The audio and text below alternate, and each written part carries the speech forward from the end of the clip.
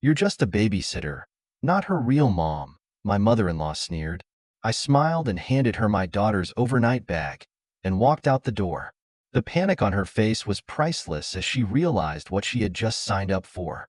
I, 32F, have been married to my husband, Jake, 34M, for 6 years. We have a daughter, Emma, 4F, and while my MIL, Linda, 62F, has never been outright cruel to me, she has always made little comments that cut deep. She doesn't see me as a real mother because Emma isn't biologically mine. I adopted her when Jake and I got married. Emma is his daughter from a previous relationship. Her biological mom, Sarah, passed away when Emma was just a few months old. From the moment Jake and I got serious, Linda has been passive-aggressive about my role. She still refers to Sarah as Emma's real mom and constantly reminds me that Emma has her mother's eyes or her mother's laugh, which of course is true, but the way she says it always makes it clear she sees me as an outsider. I love Emma with my whole heart. I have been there for her first words, first steps, her nightmares, and her scraped knees. I hold her when she cries, celebrate her little victories, and teach her about the world. But to Linda, I'm just the woman who happens to be raising her granddaughter.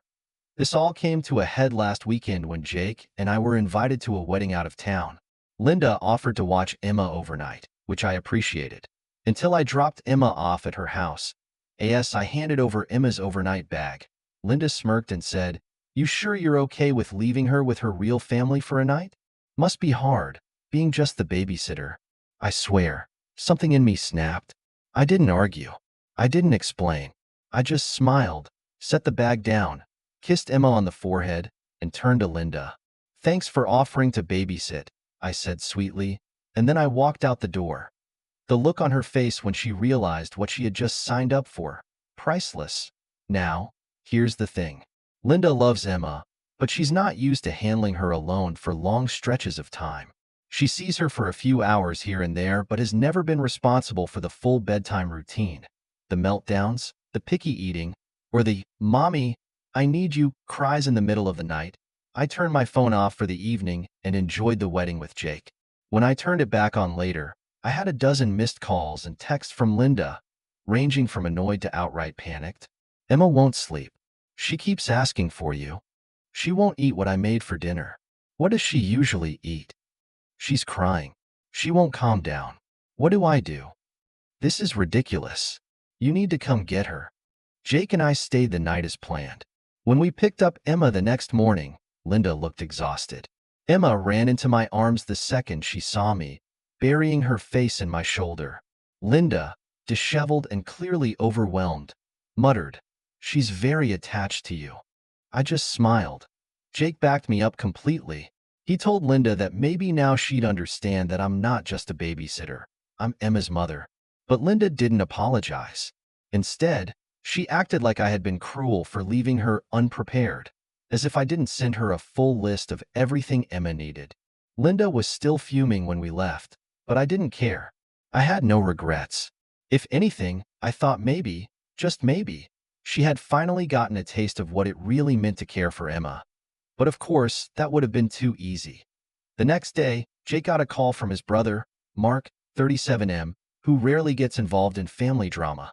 Mark is usually the stay out of it type, but this time, he had something to say. "Mom is really upset," he told Jake. "She says you two dumped Emma on her as some kind of punishment. She said she barely got any sleep and that it was manipulative."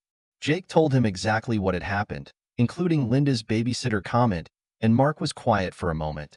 "Yeah, that does sound like something she'd say," he admitted. I didn't expect Mark to take a side, but I also didn't expect what came next. "You know, she used to do the same thing with Sarah." That caught both of us off guard. "What do you mean?" Jake asked. "She was always acting like Sarah wasn't good enough. Not in the same way she does with your wife, but there was always some judgment. She'd make comments about how she held Emma, about how she fed her, about what she dressed her in. I think she just doesn't like anyone else having control over what she sees as her territory." That hit me hard. It wasn't just about me. It never had been. Linda just didn't like the idea of another woman stepping in and taking a role she thought should be hers. The realization made me even more frustrated. Had she ever actually seen me as an individual? Or was I just another woman in a long line of people she didn't trust to take care of Emma? Meanwhile, my SIL, Rachel, Jake's sister, wouldn't let it go. She texted me later that night. You know you really hurt Mom, right? I stared at my phone. She's the one who called me a babysitter. I finally replied, yeah, but you embarrassed her. You should have just let it go. I didn't respond. Jake was on my side. Mark seemed neutral but acknowledged his mom's history, and Rachel was completely on Linda's side. It felt like the whole thing was splitting the family. A few days later, I got a call from Linda. I was tempted to ignore it, but curiosity got the better of me. She didn't apologize. Of course, she didn't. Instead, she said, I just don't understand why you had to make such a big deal out of one comment. I took a deep breath. Because it wasn't one comment, Linda. It's been years of comments. And I'm done pretending it doesn't bother me. She was silent. Then, in a much quieter voice, she said something that actually surprised me. Emma really does love you, you know? I swallowed hard. I know. I love her too. Another pause. She asked for you all night. Yeah, because I'm her mom. Linda didn't argue, but she also didn't apologize. Instead, she just said, well, next time. At least warn me if you're going to leave me alone with her. I almost laughed. I did. You just didn't take me seriously. That was the last real conversation we had about it. But something shifted. I really thought that would be the end of it. Maybe Linda and I would never be close, but at least she finally understood my role in Emma's life. I could live with that. But Rachel? She wasn't done. A few days after our last conversation, she invited Jake and me over for dinner. It wasn't unusual. She liked hosting, and we usually got along fine despite her always taking Linda's side. But as soon as we walked in, I knew something was up. Linda was there. Mark was there. Even Jake's dad, who usually avoided drama like the plague, was sitting at the table, looking uncomfortable. IT was an intervention. Rachel barely let us get settled before launching into it. Look, we need to clear the air, she said, folding her arms. Mom isn't the villain here. You humiliated her in her own home. You made her feel like she wasn't good enough to take care of her own granddaughter. Jake tensed beside me, but before he could speak, Linda sighed dramatically. I just don't understand why you had to test me like that. Test you? I repeated, incredulous. Yes. You knew I wasn't prepared. You set me up to fail just so you could prove a point. That's not fair. I took a deep breath, trying to keep my voice even. Linda, I didn't set you up to fail. I set you up to do exactly what you claimed I'd do, babysit. She frowned, and I could see Mark smirking slightly, like he knew where this was going. You called me a babysitter, so I let you be one for a night. And you realized it's not that easy. That's not a setup, that's just reality. Linda huffed. Well, I did just fine, didn't I? Jake let out a short laugh. You called us 16 times, Mom. Rachel rolled her eyes. This is what I mean. You two are ganging up on her. Just apologize and move on. I blinked. Apologize? For what? For making this bigger than it needed to be. Rachel snapped. You know how Mom is. You know she didn't mean it that way. I clenched my jaw. Rachel, if you spent years being told you weren't a real mom to your own child, would you be okay with that? She opened her mouth, then closed it. Finally, she mumbled, it's not the same. It is, Mark chimed in. And honestly, I think Mom needed a wake-up call. Linda shot him a look. Excuse me?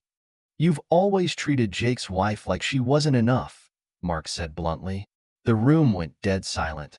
For the first time, I saw something flicker across Linda's face, something that almost looked like guilt. Rachel still wasn't backing down. Well, I think she was out of line. Jake sighed, rubbing his temples. Rachel, we're not going to apologize. And if this whole dinner was just to corner her, we're leaving. Rachel looked at Linda, then at me. Fine, she said stiffly. But don't expect Mom to be so willing to help next time you need a babysitter. I gave her a small smile. Oh, I wouldn't worry about that. And with that, Jake and I walked out. But as we did, I heard Linda mutter something under her breath. She's not just a babysitter. It was barely audible, but I heard it that I didn't say anything. I didn't turn around. But for the first time, I thought, maybe, just maybe, she was starting to get it. The next few weeks felt like a strange kind of calm after the storm. The family, despite their tensions, tried to move on, but things were still off. Linda was quieter when we saw her, and Rachel, though she tried to act like everything was fine, kept throwing passive-aggressive comments my way. I had hoped things would settle, but of course, that's not how family dynamics work. One Sunday, Jake and I were invited to a family barbecue at Rachel's place. We hadn't seen much of Jake's dad, who had been mostly silent during the whole thing, but we figured it would be a low-key gathering. After all, we were finally past the big confrontation. But as soon as we arrived, I could tell something was different. The air felt thick, like everyone was walking on eggshells. Linda was sitting in the corner, visibly trying to avoid eye contact with me, and Rachel was making sure to keep her distance, but not without giving me side glances every now and then. I tried to brush it off, focusing on Emma as she ran around with her cousins. Jake was chatting with his dad, and I was just about to grab a plate of food when Linda finally came over. "Hey," she said, her voice tight. "Can we talk?" I hesitated, but nodded, leading her to a quieter corner of the yard. "What's going on, Linda?" I asked, trying to keep my tone neutral. "I thought we were past all of this." She looked down at the ground, clearly uncomfortable. "I didn't appreciate the way you walked out of the house that night." I felt my heart rate pick up, the old tension creeping back in. "I've already explained why I did it. You've made your feelings clear for years, and I was sick of pretending they didn't hurt me." "I get that," she said, her voice softening a little, "but I think you've made it harder for me to be a part of Emma's life." I frowned. "How? I'm not used to this dynamic." Sarah was different. I was involved in everything. But with you, it's like I'm just another person on the sidelines, and it feels like you're shutting me out. I took a deep breath, trying to stay calm.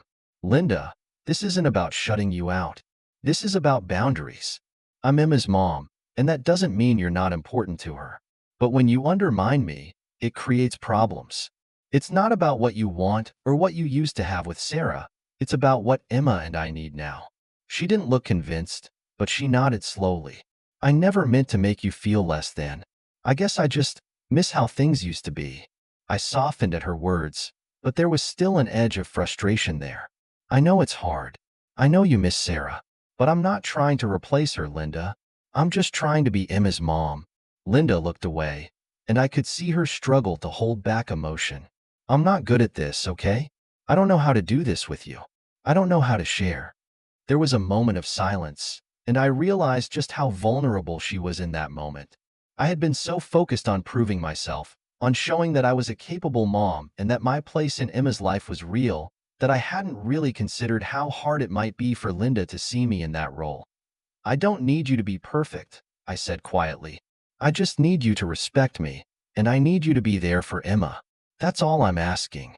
She looked at me, and for the first time, there was a flicker of understanding in her eyes. "I'll try. I know I've been difficult. I'm sorry." It wasn't a full apology, but it was something. And I could tell it meant something to both of us. As we headed back to the group, I felt a sense of relief. Maybe this wasn't the fairy tale reconciliation I had dreamed of, but it was progress. However, the real test came a few days later when Linda called me, unexpectedly. "I'm sorry about the barbecue," she said without preamble. I was upset, and I shouldn't have dragged everything out like that. I raised my eyebrows. "Okay, I'm glad you're saying that, but why are you calling now?" "I've been thinking," she said, her voice quiet. "I'd like to try taking Emma for a weekend. I know it might be hard for you, but I think it's time I stepped up and gave you a break. I'm willing to take her without you there, if you're okay with that." I was stunned. I had never imagined Linda would offer something like that. It was one thing to give me a half apology, and another to step up and offer time with Emma on her own. I hesitated, my mind spinning. "I don't know, Linda. Emma's still adjusting to everything, and I'm not sure if—" "I get it," she interrupted quickly. "I'll take it slow. You can come by whenever. I just want to do this for you." The sincerity in her voice made me pause. After everything, maybe she was finally starting to understand what it meant to truly support me as Emma's mom. Still, it wasn't easy. Letting go of control, even just for a weekend, was hard. I didn't know if I was ready, and part of me wanted to say no. But another part of me wondered if this could actually be a breakthrough, a chance to build a healthier relationship for both of us, so I said, okay, let's try it. The weekend came faster than I expected. I wasn't sure what to think as I packed Emma's overnight bag once again, this time with a mix of nerves and hope. Linda hadn't pushed me for details about what Emma needed, but I still sent her a text with a few reminders. I was trying to be supportive, but also, I wasn't naive. When I dropped Emma off at Linda's house, there was a palpable tension in the air. Linda greeted me with a warm smile, but I could tell she was nervous too. "I'll take good care of her, I promise," she said softly. I hugged Emma tightly, kissed her on the forehead, and whispered, "I'll be back soon, okay? I love you so much." Emma nodded and wrapped her arms around me, but I saw a small tear slip from her eye, and it broke my heart. "I'll see you soon, baby," I said, forcing a smile as I straightened up. As I left, I could feel the weight of the decision pressing down on me. It was a huge step, letting go of control, trusting Linda, and allowing Emma to experience more time with her. But I knew it was necessary. Emma deserved to have a relationship with her grandmother, even if I had to navigate through the discomfort. The night was quiet. Jake and I went out for dinner, just the two of us, something we hadn't done in months. We talked about everything and nothing. It was nice to reconnect. But there was always that nagging feeling in the back of my mind. How was Emma doing? Was Linda able to handle it? I didn't have to wait long for the call. The next morning, I woke up to a text from Linda. "Everything's going well? Emma's a little quiet this morning, but she's eating and playing. I'll keep you updated. Don't worry." I let out a breath I hadn't realized I was holding. By the time I picked Emma up, she was full of stories about a game she played with Linda, about the book she'd chosen for bedtime, about how Linda made pancakes with chocolate chips. There were still a few quiet moments where she clung to me, but I could see a little shift. Emma had experienced something new, and Linda had, too. As we left, Linda gave me a small, almost shy smile. "She's a good girl," she said, her voice soft. "I'll get the hang of this." I smiled back. "I know you will." In the days that followed, Linda didn't call me a babysitter. She didn't throw passive-aggressive comments my way. Instead, we had more honest conversations, and while there was still a long way to go, I felt like we were making progress. It wasn't perfect, but family never is. There were no grand apologies or sweeping changes, just small, quiet steps toward understanding. And maybe, for now, that was enough. And as for me, I realized that sometimes, being a mom means knowing when to step back and let others step up.